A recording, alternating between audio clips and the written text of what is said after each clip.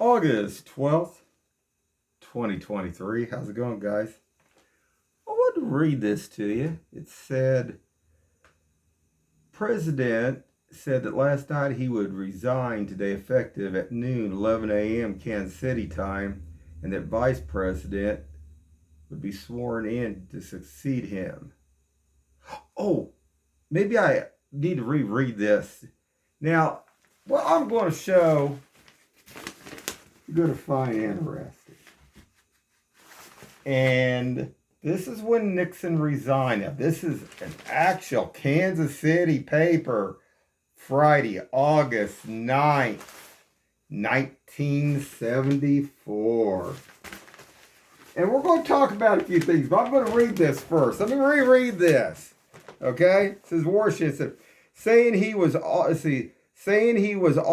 tried to do what is best for the nation. President Richard Nixon said that last night he would resign today effective at noon, 11 a.m. Kansas City time, and that the Vice President, Gerald R. Ford, would be sworn in to succeed him at that hour. Now, you know that was about that Watergate deal. That there's lots of different theories on that. Let me read this just for a second, too. It said, Gerald Ford said that last night that President Richard M. Nixon made one of the greatest personal sacrifices for the country by resigning as president, and he said that he would retain Henry Kissinger as Secretary of State. Said Ford will take the oath of office at 38 as the 38th President of the United States. It said today, in a smooth transition of power, ending the nation's most severe constitutional crisis since the Civil War. Now, this was 1974, guys. And we're going to talk about this because there's some things about this that, there's some theories about what happened.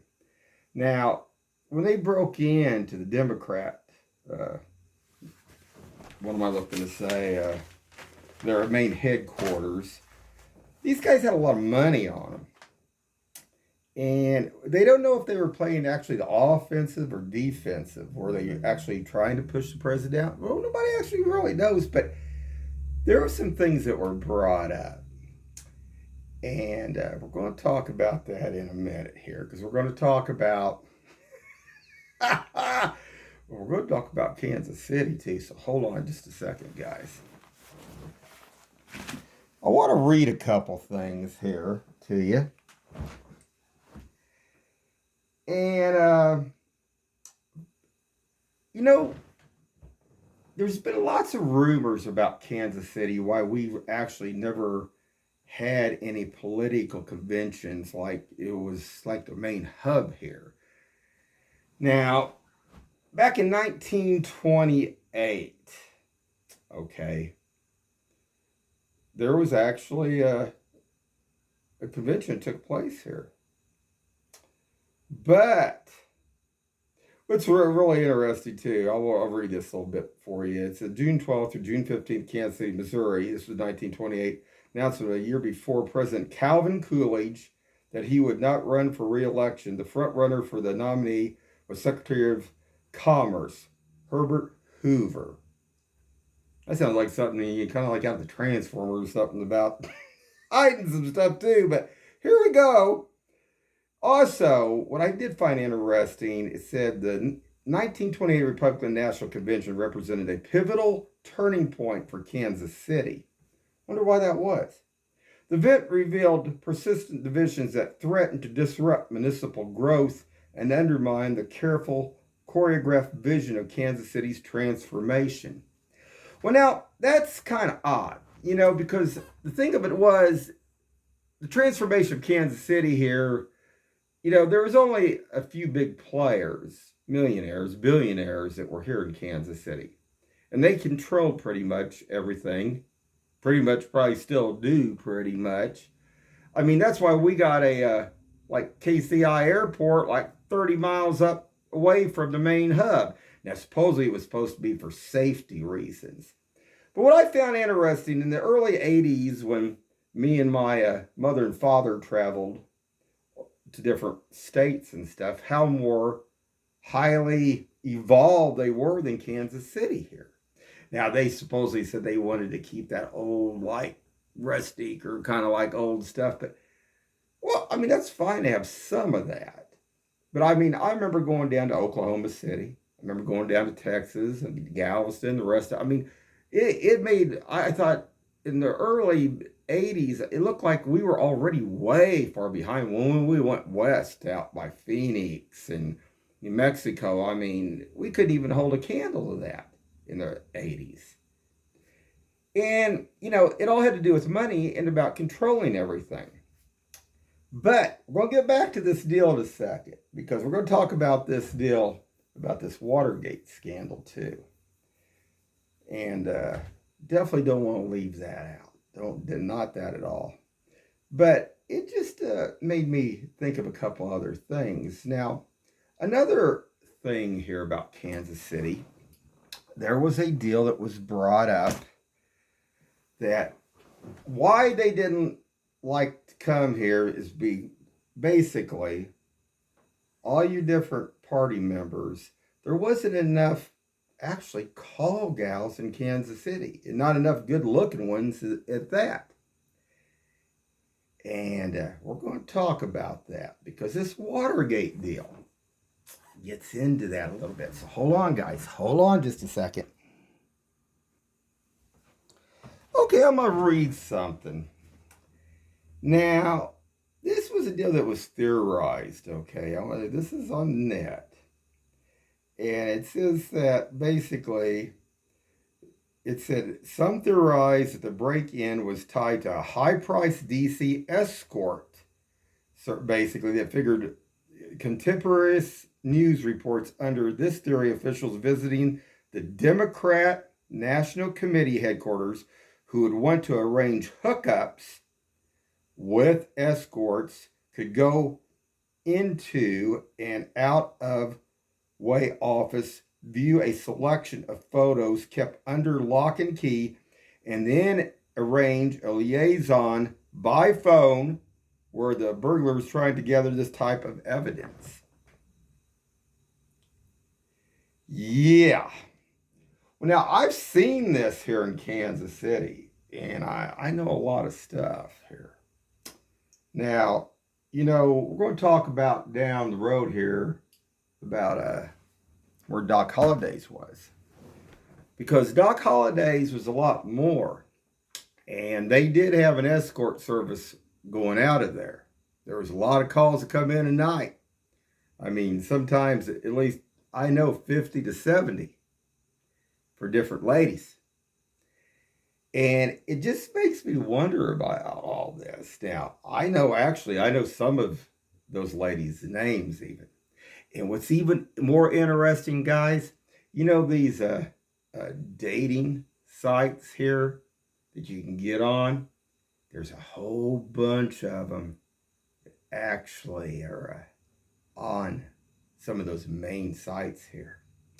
Yeah. But like I say, they're escorts. Is what they are. Not very good looking escorts at that, a lot of them.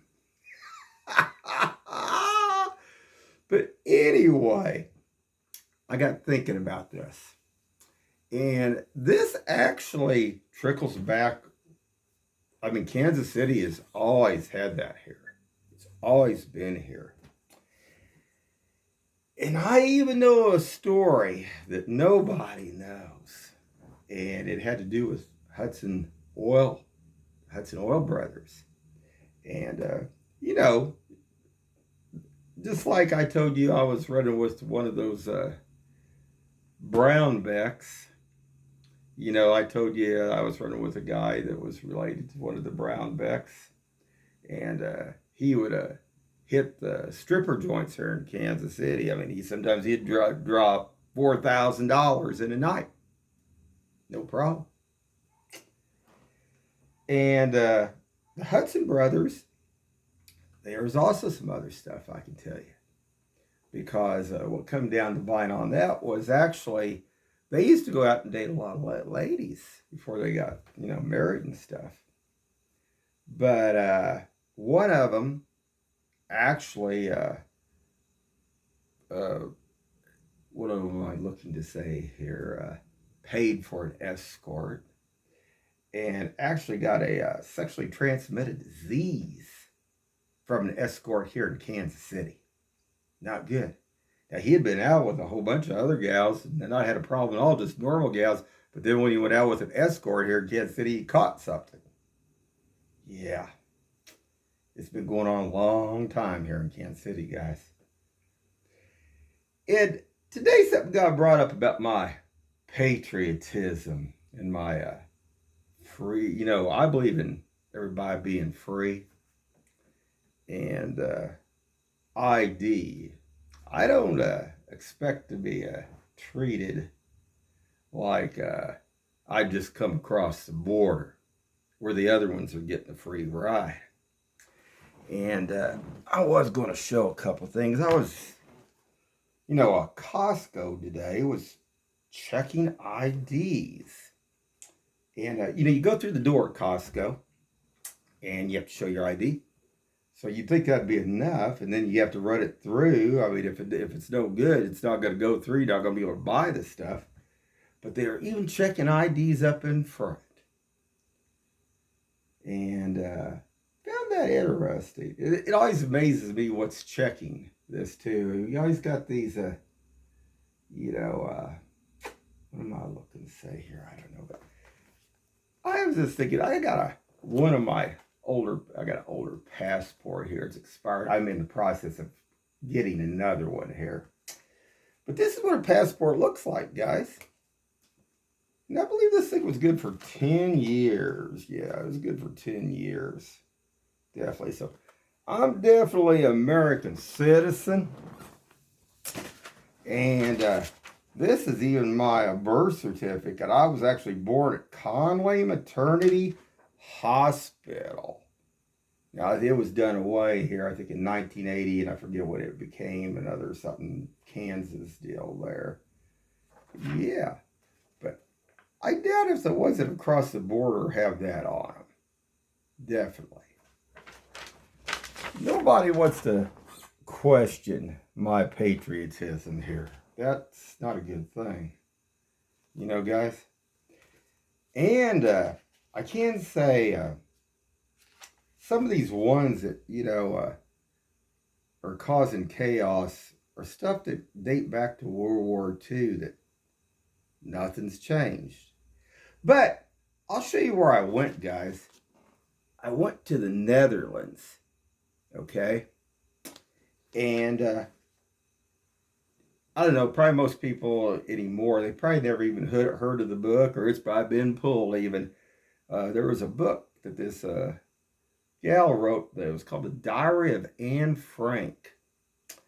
And when the Nazis basically had taken over the Netherlands over there, the occupation over there, her family was hiding out because they were, gassing them and put them in concentration camps, gassing them. And it's a good story to read. You get if you could read English, you can find the book. I advise, reading it because it's about history. It's about what's happened in the past, so it's not repeated in the future. Wouldn't want to see that all happen again. Definitely not. But that's where I went because I thought it was pretty cool to go over there and see that over there in the Netherlands. Nice people too, smart, intelligent people too. I mean, shoot, I was flying, when I flew over there was a gentleman who was on the plane that lived over there. He's flying back. He'd been over here visiting here, Kansas City. And he was telling me, he said, well, they had to know their own language. And they were raised, they had to be able to speak 2 other languages fluently. Boy, we sure can't do that here. But, it depends how you're raised education-wise from the beginning. But over there, they raised them to where they had to speak 3 different languages. Their native language and 2 other ones. And then I often thought it was kind of weird. He said they were where they taxed them. If you had a vehicle, they taxed them by the weight of the vehicle. Is how they taxed their cars over there, which I found pretty wild what they were doing at that time period. But anyway, guys, interesting stuff. And you wouldn't believe the stuff. I mean, some of the ladies here in Kansas City, it could be your one working at the bank, off hours as an escort. Could be the waitress down the road, the restaurant. There's a lot of them there, guys. I remember a lot of names too. Anyway, I'm definitely a patriot. I'm definitely was born in this United States of America. And my dad, he fought, like I said, World War II. He was there after they dropped the bombs on Hiroshima and Nagasaki. And he was one of the ones that first went in. So, like I say, guys, definitely believe in freedom. Anyway, keep your eyes open and have a good one out there.